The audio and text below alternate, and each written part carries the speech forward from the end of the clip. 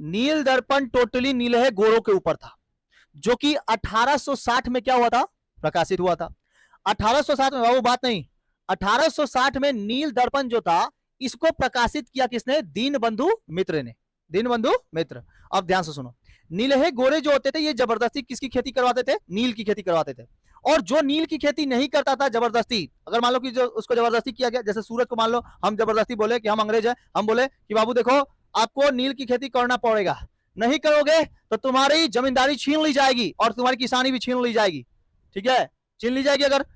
तो सूरज बोले माई बाप हम कहां से खाएंगे सर, हमारे पास तो कोई जमीन के अलावा और कुछ है भी नहीं, जमींदार वैसे भी टैक्स ले रहे हैं, ठेकेदार वैसे भी टैक्स ले रहे हैं, मजदूर वैसे ही एकदम पड़े पड़े हुए हैं, आप क्या करिएगा, नील दर्पण। तो बोला गया, इन्होंने दीनबंधु मित्र ने इसी के ऊपर क्या बना दिया, नाटक बना दिया कि देखिए पूरे अगर सारे नीलहे गोरों से आपको इजात पाना है, ठीक है, अगर आपको ये फ्रीली होना है, आपको इस फ्री जोन होना है, तो आप क्या करिए, इनके ऊपर नाटक करिए, ठीक है, नाटक खूब ज्यादा करिए, खूब सारा।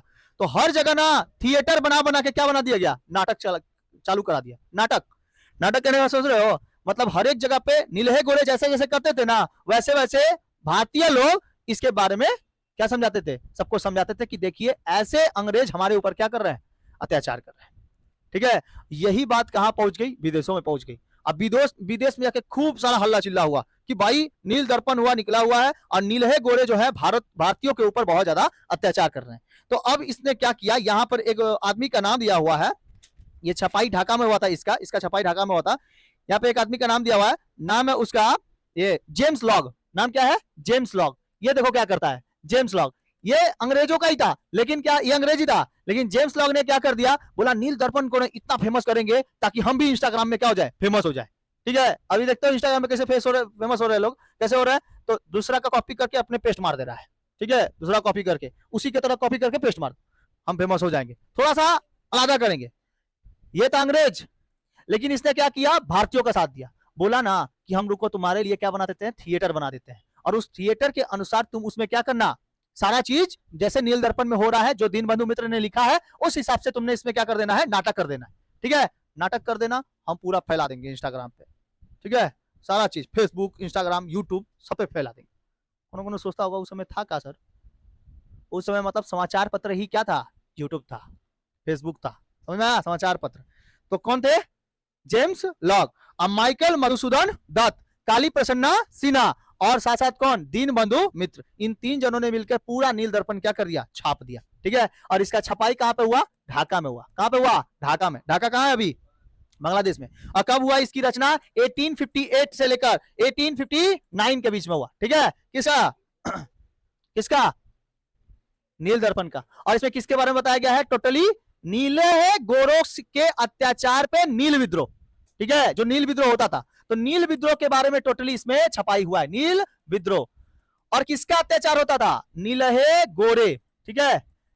कोई कोई रास्ते से जब जाता था ना, ये लोग किसी रास्ते से होते हुए, तो वो लोग ना जोर जोर से चिल्ला चिल्ला के बोलते रहता था, जो भारतीय होते थे, छोटे छोटे बच्चे होते थे, ए नीलहे गोरे आ गए, नीलहे गोरे आ गए, ऐसे जोर जोर से चिल्ला के जाते थे। क्यों, क्योंकि जानता था कि अगर ये लोग आया तो फिर से कोई नील का टैक्स लेगा और नील की खेती जबरदस्ती करवाएगा, ठीक है। तो लोग को नीलहे गोरे बोल के बुलाता था कि ये लोग गोरे गोरे लोग हैं और ये लोग नील की खेती जबरदस्ती करवाता है, मेरे पिताजी से करवाता है, ठीक है, बड़े होंगे तो ये लोग को थूर के भगाएंगे यहाँ से, समझ में। इस तरीके से नीलहे गोरों का अत्याचार के बारे में बताया गया है। नीलहे गोरे के अत्याचार इतने ज्यादा बढ़ गए थे कि बाहर विदेशी के लोग, विदेश के लोग भारतीय लोगों को देखकर ना बहुत ज्यादा अचंभित हो जाते थे, बहुत ज्यादा ये महसूस करते थे कि बताओ कितने ज्यादा गोरे लोग इतने ज्यादा अत्याचार कैसे कर सकते हैं किसी के ऊपर, जबरदस्ती अत्याचार नहीं करना चाहिए, अत्याचार नहीं करना चाहिए।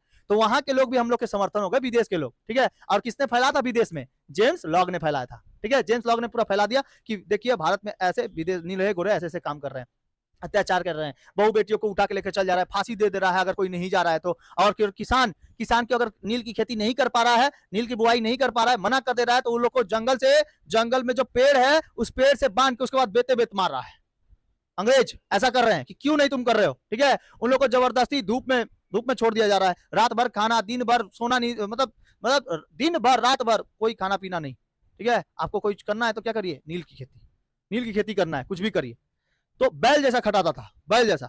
तो इसी के ऊपर ऐसा एक मैनिफेस्टो निकाला गया, ठीक है, इस तरह से मैनिफेस्टो निकाला गया और इसकी छपाई हो गई ढाका में और पूरा फेमस हो गया नीलहे गोरों के बारे में, ठीक है। टोटली ये पूरा विदेशों में फैल गया। विदेशियों ने इसके ऊपर बहुत ज्यादा बोला कि भारतीयों के ऊपर बहुत ज्यादा अत्याचार हो रहा है, इसको बंद कराया जाए। और बंद करने के पश्चात रेगुलेशन 8 पारित कर दिया गया। क्या पारित किया गया? रेगुलेशन 8। रेगुलेशन 8 पारित करने के पश्चात टोटली नीलहे गोरों को एकदम बताया गया कि आप किसी के ऊपर अत्याचार नहीं कर सकते, आप जबरदस्ती नील की खेती नहीं करा सकते। ठीक है, तो किसको पारित करके बंद करा दिया गया? जैसे रेगुलेशन 17 पारित करके क्या बंद करा दिया? सती प्रथा। उसी तरह रेगुलेशन 8 पारित करके क्या बंद करा दिया गया? नील की खेती, जबरदस्ती नील की खेती। ठीक है, जबरन जो नील की खेती होती थी वो। तो इसी के तहत एक थिएटर बना कलकत्ता में। किसमें बना? कलकत्ता में। कलकत्ता में एक थिएटर बना जहां पे ये नाटक हो सकता था, ये तो नाटक था ना, नाटक पत्रिका थी, नाटक के बारे में सबसे ज्यादा बताता था। तो कलकत्ता में गिरीश चंद्र घोष ने 1872 में कलकत्ता राष्ट्रीय थिएटर की प्रस्तुति की। कलकत्ता राष्ट्रीय थिएटर, और इसी में दिखाया जाता था पूरे नाटकों को। ठीक है, कलकत्ता राष्ट्रीय थिएटर कब बना? 1872। याद रहेगा। तो नील दर्पण का टोटली कहानी किसके बारे में है? नीलहे गोरों के बारे में है, नील विद्रोह के बारे में है। कब इसको छपाया गया था? 1858 से लेकर 1859 में। कहां पे छपाई हुआ था? ढाका में। और जेम्स लॉ कहां के थे? विदेशी मतलब कि ये विदेशी से जो विदेश में क्या किए थे, इसके बारे में चर्चा किए थे। ठीक है, समझ में आ गया? समझ में आया कि नहीं आ गया? नहीं समझ में आया? आगे बढ़े। 1860 में इसी के चलते 1860 में देखो, 1858, 1859, यहां 1872, 1860 में बनाया गया नील आयोग। कौन सा आयोग बनाया गया? नील आयोग। ठीक है, नील आयोग बनाया गया। इंडिगो कमीशन की स्थापना हुई। इस कमीशन में किसानों के पक्ष में रिपोर्ट दिया गया। किसके पक्ष में रिपोर्ट दिया गया? किसानों के पक्ष में। किसानों के पक्ष में रिपोर्ट दिया गया।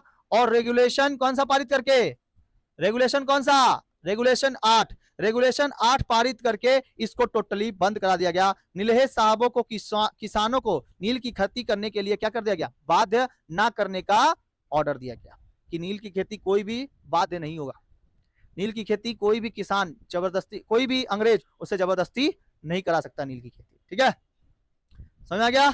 इस प्रकार इस पुस्तक ने किसानों को उद्धारकर्ता के रूप में कार्य किया। इस पुस्तक में बंगाल में बोली जाने वाली भाषा का सबसे ज्यादा महत्व था, क्योंकि बंगाली लोग सबसे ज्यादा क्या करते थे? नील की खेती वगैरह कर देते थे, किसान होते थे। ठीक है, बंगाली चासिंग वगैरह जो नहीं करते हैं, चास देखना, तारकेश्वर के लाइन में जाओगे तो उस साइड में पूरा चास होता है बढ़िया से। तो ये सब जो शुरुआत हुई थी ना, इसी सब जगहों से हुई थी, याद रहेगा।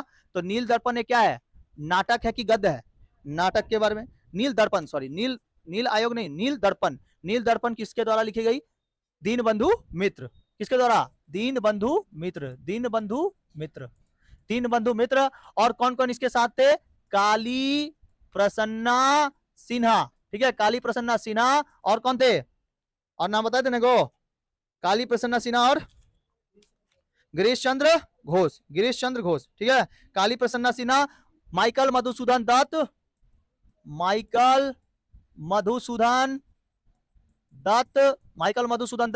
और बताओ कौन लोग?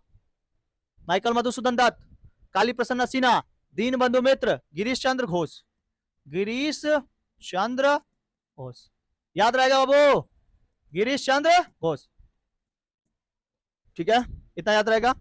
नील दर्पण का छपाई ढाका में कब हुआ था? 1858 से लेकर 1859 में। 1860 में क्या बना? नील आयोग बना। और नील आयोग के अनुसार 1872 में रेगुलेशन 8 पारित करके टोटली बंद कर दिया गया। और जो कलकत्ता राष्ट्रीय थिएटर की स्थापना हुई 1872 में। किसने किया था? गिरीश चंद्र घोष ने किया था। और इसके साथ कौन कौन लोग थे शामिल? दीनबंधु मित्र, काली प्रसन्ना सिन्हा, माइकल मधुसूदन दत्त और गिरीश चंद्र घोष। इसी के साथ जेम्स लॉक जो थे, ये कहाँ के थे? विदेश में क्या करते हैं? विदेशियों को जो थे उनको बताया कि कैसे भारतीय लोगों के ऊपर अत्याचार हो रहा है। किसका? नीलहे गोरों का। तो मेन हिस्सा किसका है नील दर्पण में? मेन हिस्सा है नीलहे गोरे और नील की खेती और किसानों के ऊपर अत्याचार। समझ में आया? और इसके दर्पण को छपाया किसने था? तो ये दीनबंधु मित्र ने लिखा था। ठीक है, और नील दर्पण जो है ये एक नाटककार के रूप में मैनिफेस्टो लगाया गया, ऐसा मैनिफेस्टो। समझ में आ गया? सबसे ऊपर वाला जो फ्रंट कवर होता है ना, इसको मैनिफेस्टो कहा जाता है। पहला कवर, ऐसे कवर, फ्रंट कवर। ठीक है, मैनिफेस्टो। समझ में आ गया? चलिए, समझ में आया तुमको? हाँ, देखो जेम्स लॉग ने क्या किया था, इसने क्या किया था, बताया था विदेश में जाके, और इसके वजह से ना इसके जो चेले चपाटी थे इसी के ऊपर क्या कर देते हैं, केस कर देते हैं, और इसको कितना का जुर्माना लग जाता है, 20,000 का। और अंग्रेजों ने जबरदस्ती 20,000 रुपया भी लिया, इसको जेल में डाल दिया। ठीक है, 20,000 रुपया भी लिया और जेल में डाल दिया। और साथ साथ इन्होंने ही जाके पूरे विदेश में फैलाया कि कैसे अंग्रेजों ने मतलब इसके ऊपर अत्याचार किया है, नीलहे गोरों ने कैसे अत्याचार किया है, और इसको पढ़कर उसकी रूह कांप गई थी, किसकी, वहां की जनता की। ठीक है, तो इन लोगों ने क्या किया, जगह जगह थिएटर बनाकर, जगह जगह रंगमंच बनाकर वहां पर जबरदस्ती नाटक को करवाया, ताकि सबको क्या कराया जा सके, अवगत कराया जा सके कि कैसे नीलहे गोरे अत्याचार कर रहे हैं। समझ में आया? इस वजह से तो कितना हजार का जुर्माना लगा था इनके ऊपर, 20,000 का जुर्माना लगा था। ठीक है, ये मेन पॉइंट है यहां से। ठीक है।